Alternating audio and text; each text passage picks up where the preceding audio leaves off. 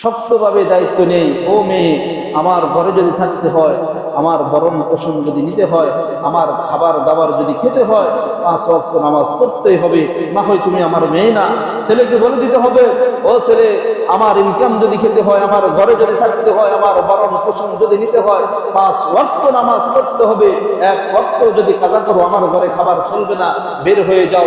এমন ত্যাগ তিতিজ্ঞা যতটা গাইডিয়ান অভিভাবক আব্বারা করবে না, ততদিন ওই আব্বাদের নামাজ কবুল হবে না, ততদিন নামাজ কবুল হবে না।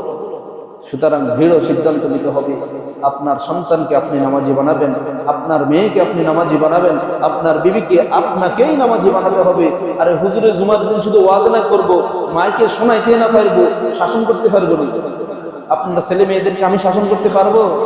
আপনার ছেলে মেয়েকে আপনি শাসন করতে হবে, আপনার ছেলে মেয়েকে আপনি নামাজি বানাতে হবে। খবরদার, ছেলেকে খাওয়ান, মেয়েকে খাওয়ান, বিবিকে খাওয়ান, সব ঠিক রাখছেন, আল্লাহর বেলায় আল্লাহর আইন গেল কোথায়?